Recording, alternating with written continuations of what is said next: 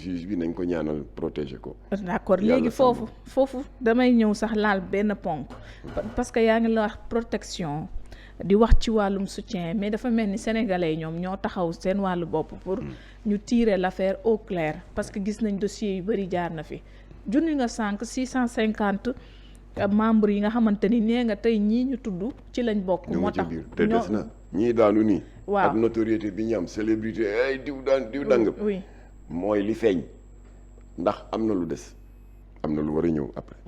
d'ailleurs sax am na benn bu maa ngi koy remercier. di ko ziar imam Chérif Ibrahima Aïdara def na point de presse démb. oui bu tàng jër.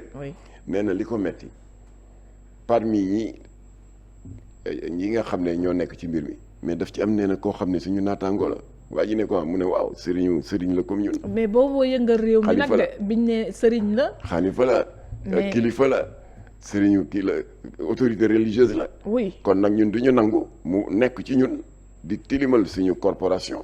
moo tax man imam Chérif Ibrahima Aïdara danaa défendre suma wàll dès demain.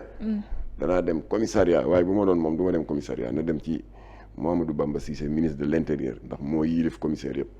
dès demain danaa dem ci commissaire bi jox ko ay audio jox ko ay vidéo ñu woo ko convoqué ko. léegi ñu gis tam yéen tam ngeen pare woon ne da ngeen di publier ces 650 personnes là après gis nañu ci information ngeen ne jokkoo ngeen seen ak avocat ba mu ne leen ngeen xaar leen pourquoi loolu ndax tamit pression bi mi ngi ci Jamra de dugg nañ seen page yi xaw naa parcourir def des recherches pour voir mais sénégalais ñu ngi naan la loo mënti def baax na waaye jox ñu liste bi. xam nga dañuy dundoon pression yi. oui. Lors du bras de fer judiciaire bi opposé woon Jamra à la loge maçonnique de Dakar waaye ñoom ñoo tooñ daf ci am seen benn kilifa comme que génn na àdduna mën nañu leb tur bi mais ambassadeur la woon ci nguuru Abdou Diouf bu dem fii Ranérou de Ouakam ne daf fay def conférence mais comme que ñun xam nañ kuréel yi mu bokk ñu ñaaw ci njort Latif daal di wax aux cellules de Jamra yi ne université ne leen comme que soriantoowu leen ak Ranérou de Ouakam na ngeen dem rek ñaan benn prospectus rek wala ngeen photo benn affiche ñu xam thème bi lan la xale yi indil ñu prospectus bi boo ko xoolee mu def ci la jeunesse sénégalaise à la croisée des chemins Latif ne lii daal foog ñu dem dañ ko kumpa parce que kii wóoluwuma ko ba ñu demee la ñu ragaloon moo am commencé oui on a une jeunesse dynamique intelligente n'est-ce pas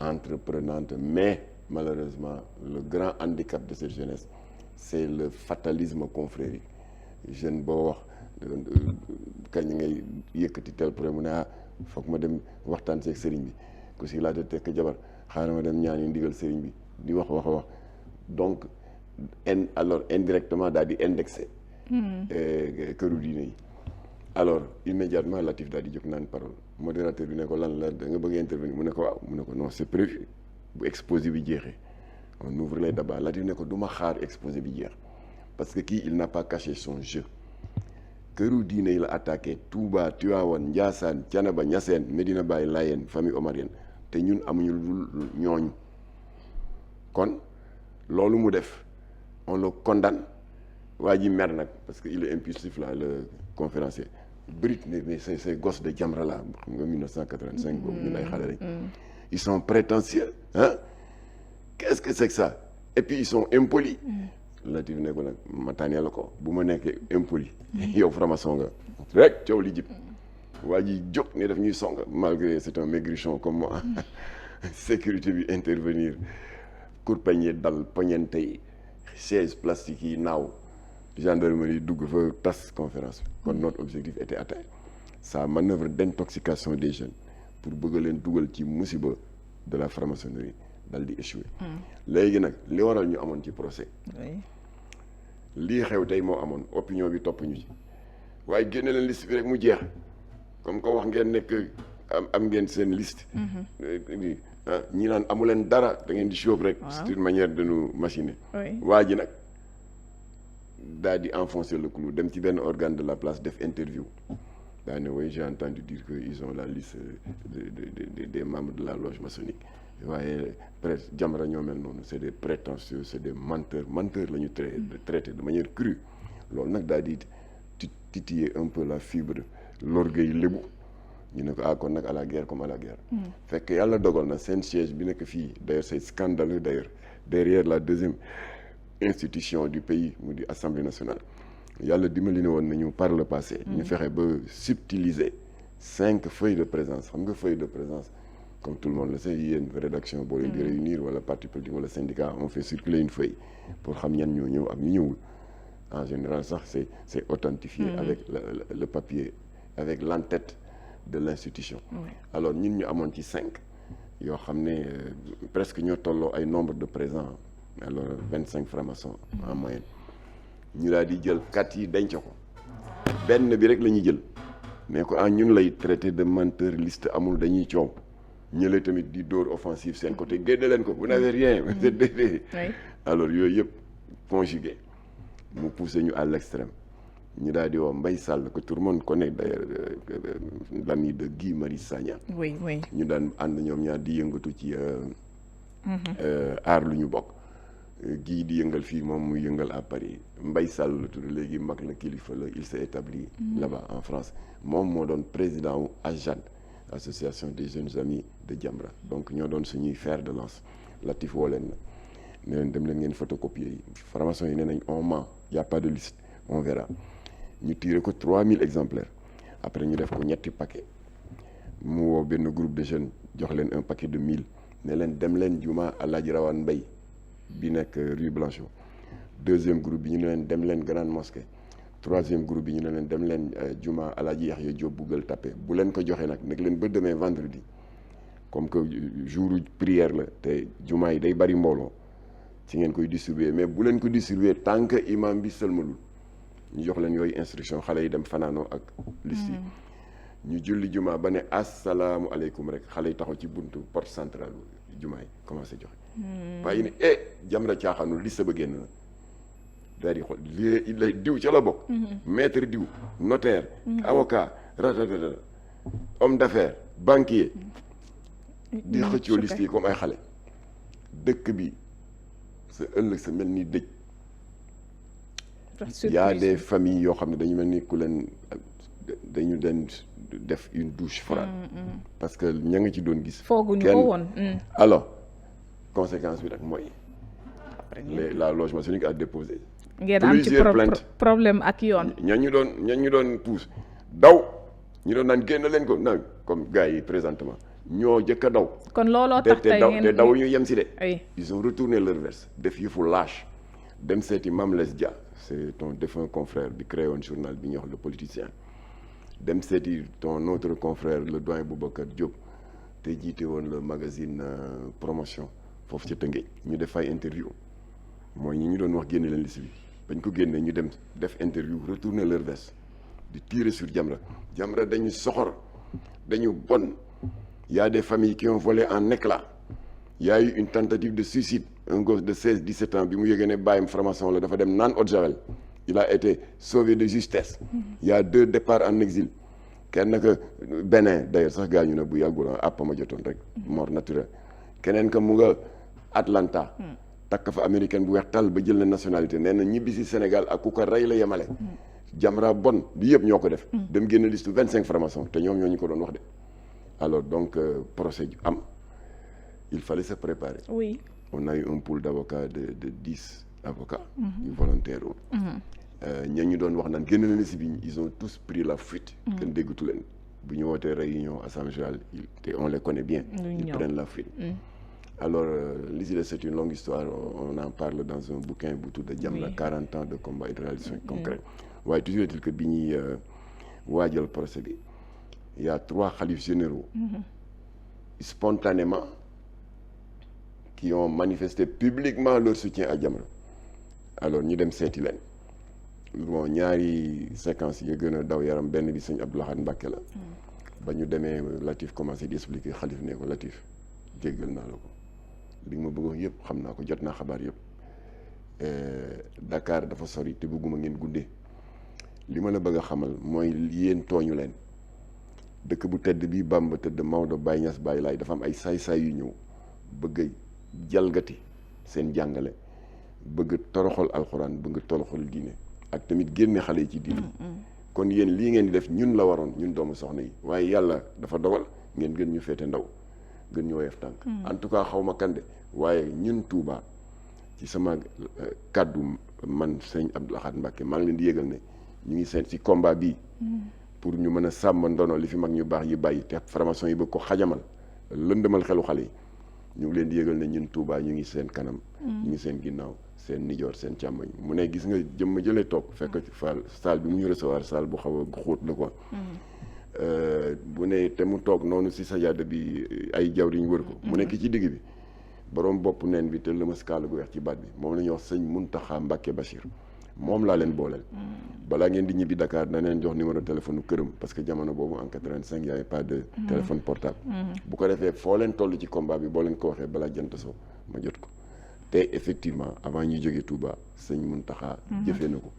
parce que Peugeot ba ñu indi woon màgget bu ñu dawee 2 kilomètres garé pour moteur bi refroidir ba ñu eggee Touba dafa rendre l'âme coulé biel. kon Muntaxa sëñ Muntaxa Mbacké moo jëkk jël otoom jox ñu. d'accord léegi jël 500 000 francs jox ñu. alors bref sëñ Abdou def noonu sëriñ kii sëñ Baye Seydi Thiaw def noonu jour procès bi nag affaire bi am impact sur l'issue du procès. franc-maçon yi daw ñëwuñu. ci gàttal tribunal jox ñu victoire comme ni ñu koy waxee ci match nawetaan yi si l'adversaire c'est deviné mu jox ñu benn victoire par défaut mu nekk donc une victoire éclatante assortie d'une décision administrative de fermeture de leur siège à Dakar. kon donc yéen élément yooyu moom moo tax tey loolu ngeen dundoon ci jamonoy faramason yi moo tax tey ngeen décider téye ndey gum donc su ma la déggee 650 membres yooyu nga xamante ni tënkee ngeen ko ci liste pare woon pour publier ko. alors léegi nag autant avocats yi ñu amoon à l'époque ils avaient eu la même attitude que maître Seydou Diagne. parce que y a maître Babacar Niang, maître Kabibel Diouf. C'est des avocats xam les subtilités du barreau et du droit. voilà ñoom ils n'étaient pas favorables. pour ñu génne liste bi c'est bien que meroon nañu. ndax on a voulu nous mettre devant le fait accompli. waaye ils avaient opté pour la prudence waaye ñun on est passé outre. liste bi génn. 25 francs-maçons ñu xaw yi seen sutura. ay say tas. ay départ en exil. mu xaw a indi une déstabilisation dans la société sénégalaise alors maintenant. de justesse. ci la suñu avocat yi maîtriser la situation. ba ñu gagner francs-maçons yi. dans la même situation maintenant ba coow li jibee. Jamra def ay plateau ba constaté ne ñi ñi jàpp ñu ngi suñu liste. gars yi ne na kon génne leen liste bi. maître Seydou Diagne. fekk il avait une mission qui était programmée de longue date. en France Paris la tollu wooma. nee na dama lay ñaan. bàyyil ba ma ñëw. d'accord on va voir ñun les avocats de Jamra. parce que bi fi maître Khassim Touré nekkee. depuis 1998 moo doon suñu avocat. waaye bi mu wàccee liggéey il y a 3 ou 4 ans. On a 4 avocats maître Khassim Touré. Maître Seydou Diagne, maître Moussa Sarr ak maître Alpha Oumar Diallo. mais il y en a 2 ou 3 autres dont j'ai oublié le nom. alors mu ne ma may ma ba ma ñibbisi. lu ma koy wax ma ne ko du ma la xaar maa lànk déedéet. ma ne ko boo ñëwee te pare woon nga fu dem ko ne. waaw xam na ñu ne faale wu ñu dara. ndéem franc-maçon yi. boo defee comparaison góor jigéen ñi. franc-maçon yi am na ay loges maçonniques qui sont liées à des organisations criminelles. kon góor jigéen nga xam ne saaga rek la mën ak wax ju ñaaw. soo amee koy ragal. raykati nit bi ngay ragal wala saagakat. kon nag ndéem franc-maçon yi on les a affrontés duma leen duma bu set wicc ba ñu tëj seen siège. génn liste weer leen. alors massa ay góor jigéen waaye comme que ñun on respecte nos avocats. ñoo ñuy jàppale ci combat yu bari. bi ma maître yu waxee loolu ma ne ko d'accord. waaw maam yow ñu ngi koy xaar. ngeen kon da ngeen di xaar ba maître ñëw ngir ngeen am jublu et pourquoi pas avant sax di proclamer aussi mën ngeen ko publier maanaam liste boobu ngeen jébbal ko également yoon. waaw xanaa da nga fàtte. bi wax naa la ne cette fois-ci 13 novembre 2009 ci la ko état jot. oui jot nañ ci waaw. waaw mu ngi ci état. maanaam ci jamono jii nga xamante ni ñu ngi ciy wax également. ndax mënul xëy na woon am na une petite mise à jour parce que y a eu des décès. oui y a eu des ñoo xamante ni nekkatuñ des actes de repentir parce que am na ci ñaar am na ñu ci soppeeku si diggante bi. am na kii am na ci ñoo xam ne dañu tuub ndax Abdou Latif Guèye bi muy laata wuy ji boromam ay dans les années 2004 2005 am na ay góor jigéen yi mu dimbali woon à opérer leur reconversion man fekk naa ci benn koo xam ne kilifa la mënuma tudd turam léegi. il a complètement changé. léegi sax Bilal la day nodd si jàng. ñoo àndoon Ndar vraiment kooku manqué nañu muy Serigne Makhtar Diop Muxsin. dimbali na góor jigéen yu bari. yoo xam ne dañu bëggoon a tuub génn ci. ñun kilifa googu ñoo ko yóbbu. guddee nañ fa egg lool. vers 11h ci guddi. waaye daal ci gàttal ba mu tàmbalee la muy def ñoom ñaar ñoo tëju ci benn néeg ñu dégg sëriñ bi di yëre kursam di wér à haute voix. di am baat yu muy wax xamuñu lan la à haute voix. ñu jékki-jékki rek waa ji yuuxu. mel ni ku ñu dóor ñun ñu ngi naan waaw mbaadu waa ji dafa marabu bi daf ko njatt wala nangam yuuxu. ba yàgg déggatuñ dara. après ñu toog quelque temps sëriñ bi ubbi bunt bi. ñu ne yuux yi day tiital nañu. mu ne waaw mu ngay nelaw. ñu ne ko lan la mu ne li nekkoon ci moom moo doon génn. il a même vomi du sang. waa ji daal fa la jógee bàyyi ngóor jigéen. alors je ne sais pas nag ndax góor gi balaa muy génn àdduna il a transmis à ses successeurs secret yooyu. waaye nekk na loo xam ne lu ñu mën a faj la. alors bu ko defee nag liste bii te ma jëloon liste bi donc des centaines d'homosexuels et de lesbiennes répartis dans 16 associations d'homosexuels et de lesbiennes. ba ma ko joxee état bi alors il s'est passé beaucoup de choses entre temps. xam nga 2019 ak 2026 ça fait 7 ans. oui am na ñu tuub. am na ñu décédé. am na ñu bàyyi. alors bu ko defee nag léegi état moo ko mën a gérer. pour ñu am ci satisfaction bi ñu ci bëgg mooy. mu convoquer tête de liste yi. ku ci mel ni Diadji Diouf. ne ko dañ la joxoon récépissé de reconnaissance officielle dans des conditions nébuleuses. ñu koy enquête pare gu ñu en attendant mesure conservatoire indi récépissé bi. ñu jox leen ñu oo Jamil Bangoura. ñu ne ko yaa jiite prudence mu ne waaw am nga récépissé numéro 12345. awul yoon. delloo ñu ko mu delloo leen. aux lesbiennes yi. delloo leen ba daje lépp état jël yëpp xotti ko. ba pare def arrêté ministériel. daal di leen ne tas nañu association yi. parce que ci agenda bi la bokk. xam nga ñoom dañ doon wax naan Macky Sall porteur d'un agenda LGBT waa Macky dem na. waaw léegi. yéen a fi ne depuis 2 ans. oui récépissé góor jigéen ñi mu ngi continuer di valable. lu tax doo leen ko dindi.